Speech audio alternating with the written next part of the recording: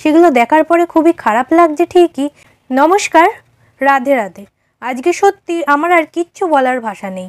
আমার হাতে সমস্ত প্রমাণ চলে এসছে আর সেটাই আজকে আপনাদের দেখাবো। সেগুলো দেখার পরে খুবই খারাপ লাগছে ঠিকই, কিন্তু ওই যে বলেছিলাম এই সংক্রান্ত কোনো ভিডিও পেলে আপনাদের সবার সামনে নিয়ে আসবো এবং নিরপেক্ষভাবে বিচার করব। তাই আজকে এই ভিডিওটা আমাকে করতেই হচ্ছে। এক্সট্রা কথা না বাড়িয়ে চলুন আমরা দেখে আসি কিভাবে তারা সবার থেকে টাকা নিয়েছিল।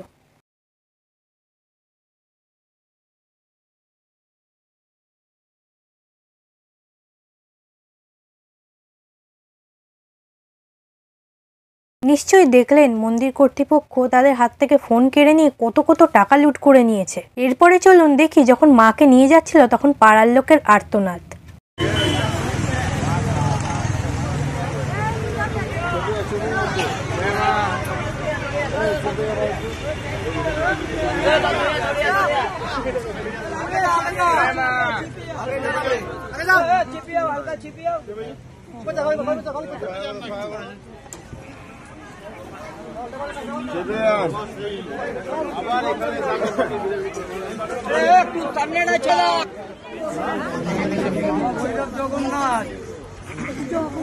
বাবা ভৈরব জগন্নাথ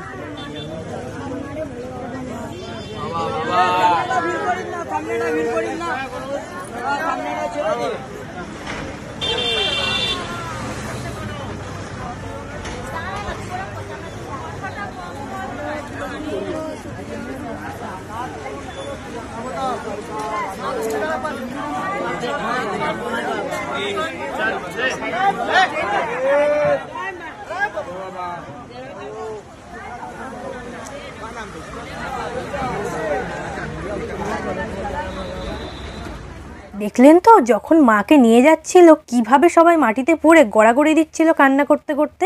আপনারা নিশ্চয়ই ভাবছেন আমার কথার সাথে তো ভিডিওর কোনো মিল নেই।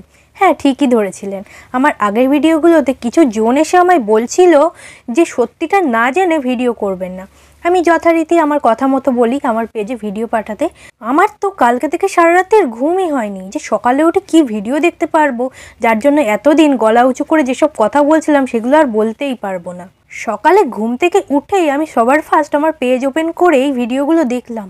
ভিডিওগুলো দেখে আয়াম তো অবাক। এমন এমন ভিডিও যা আমরা আগে সবাই দেখে ফেলেছি, তাদের কথার সাথে ভিডিওর তো কোনো মিল নেই। ও হ্যাঁ, আরও একটা ভিডিও আছে, চলুন সেটা দেখে আসি। এই আমাদের পাড়ার মায়ের মন্দির, ঠিক আছে, যে ভক্তগণরা এত দূর থেকে আসেন, ঠিক আছে, এত দূর থেকে আসেন মাকে মালা চড়ান, মানে একটা মনোকামনা নিয়ে আসেন আপনাদের মালা। দেখুন মায়ের পায়ে তো অন্তত চড়ে তো না, এরকম ভাই ফেলে দেয়। এ আমাদের পাড়া মায়ের। এখানে দেখানো হয়েছে মায়ের কাছে অর্পণ করা ফুল মাটিতে গড়াগড়ি খাচ্ছে। আপনারা কি লক্ষ্য করেছেন সেই ফুলগুলো প্লাস্টিকে মোড়ানো? তাহলে আপনারা এতটা শিওর হয়ে বলছেন কি করে যে ওটা মায়ের কাছে অর্পণ করা ফুল? হতেও তো পারে মন্দিরের বাইরে যারা ফুলগুলো বিক্রি করে তাদেরই বেঁচে যাওয়া ফুল। আমি তো নিজে এমন অনেক মন্দিরে দেখেছি যেখানে মায়ের গলার ফুল সাথে সাথে খুলে এমন জায়গায় ফেলা হচ্ছে যেখানে সেই ফুলগুলো মানুষের পায়ের তলায় যাচ্ছে। আমি মেনেও নিলাম ওগুলো মাকে স্পর্শ করানো ফুল। আচ্ছা, আপনারা কি কোনো মন্দিরে এমন দেখেছেন যে কোথাকার কত সব ভক্ত মাকে ফুল অর্পণ করেছে বলে বছরের পর বছর সেগুলো সাজিয়ে রেখে দিয়েছে? সেকেন্ডে আমি আসি টাকা নেওয়ার কথায়। আপনারা তো স্ক্রিনশটগুলো দেখে বুঝতেই পেরেছেন এগুলো সব অনলাইন ট্রানজ্যাকশন। আমরা কম বেশি সবাই এটা জানি যে যার ফোন যার অ্যাকাউন্ট সে ছাড়া অনলাইন ট্রানজ্যাকশন কেউ করতে পারে না। আর 10টা মন্দিরের মতো এই মন্দিরেও এই কথাটা কিন্তু লেখা ছিল যে মন্দির নির্মাণে মুক্ত হস্তে দান করুন। এগুলো কিন্তু সেই টাকা। আর যারা এই টাকাগুলি দিয়েছেন তারা যদি সেদিন মন থেকে নিজের ইচ্ছায় নাই দিয়ে থাকেন, তবে সেদিন কেন আপনারা ভিডিও করে রাখেননি সেই টাকাগুলো দেওয়ার সাথে সাথে যে আমার কোনো ইচ্ছা ছিল না টাকা দেওয়ার, মন্দির কর্তৃপক্ষ আমাকে জোর করেছে, এর জন্যই আমি টাকাটা দিতে বাধ্য হয়েছি। এইটুকু ভিডিও তো করাই যেত, তাই না? এই প্রসঙ্গে আমি আরও একটি কথা আপনাদের বলতে চাই। আমরা তো অনেকেই আছি যারা জীবনের বিভিন্ন সমস্যা নিয়ে জ্যোতিষীর কাছে যাই।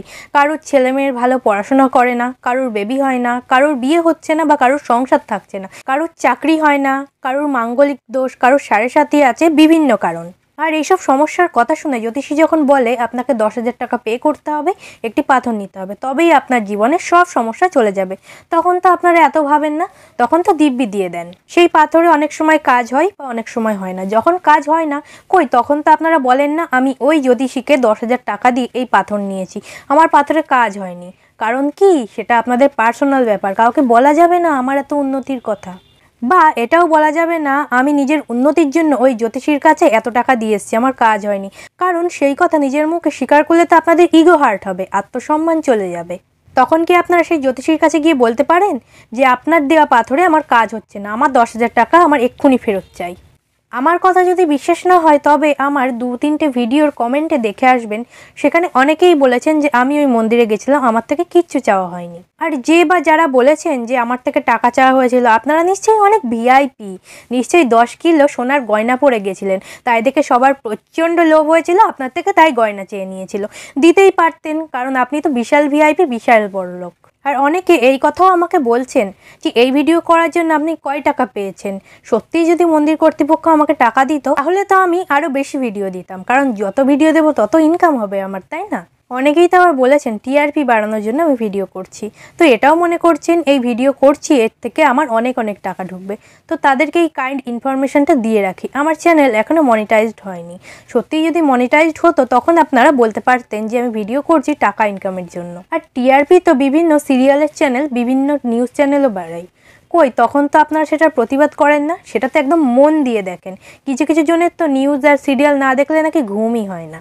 আর এত এত প্রমাণের পরেও আপনারা বলছেন মাকে ওইভাবে কেন নিয়ে যাওয়া হলো, পাড়ার লোক নাকি অনেক বাধা দিয়েছে। আমি তো কোথাও দেখলাম না মাকে বাধা দেওয়া হচ্ছে, উল্টো আরও মনে হচ্ছিল মাকে তাড়িয়ে যেন তারা বাঁচলো। মাকে নিয়ে যাওয়া থেকে বাধা না দিয়ে উল্টো সবাই ভিডিও করে খিল্লি উড়াচ্ছে। এত কিছুর পরেও যদি আপনারা না বোঝেন তবে তো আজকে আমি বলতে বাধ্য হব, মানুষের মতন দেখতে হলেই না মানুষ হওয়া যায় না। যেটা সাধারণ মানুষ দেখতে পাচ্ছে, আপনারা চোখে কি পড়ে আছেন যে সেটা দেখতে পাচ্ছেন না? আপনাদের কথা যদি এতটাই সত্যি হতো তবে আমার চ্যানেলের 80% কমেন্ট পজিটিভ না, নেগেটিভ আসতো। আর এত বড় অ্যালিগেশন কয়েকটা দল মিলে এনেছে, সে ভালোই বোঝা যাচ্ছে। যেটুকু কমেন্ট নেগেটিভ আসছে সেটুকু সেই দলের ফেক আইডি থেকেই আসছে, খুব ভালো করে বোঝা যাচ্ছে। এত কিছুর পরেও আমি এখনও বলছি, যদি আপনাদের কাছে জোর করে টাকা নেওয়া সংক্রান্ত কোনো ভিডিও থাকে আমাকে অবশ্যই দেবেন। এইসব পুরনো ভিডিও আমাকে দেবেন না, কারণ এগুলো থেকে বোঝাই যাচ্ছে কারা দোষ করেছে আর কারা দোষ করেনি। আর আমি কারুর হয়ে ভিডিও বানাচ্ছি না, যেটা সত্যি আমি সেটাই বলবো। সত্যিকে সত্যি বলতে আমার কোনো ভয় নেই। জয় মা শ্যামসুন্দরী, সত্যের জয় হবেই।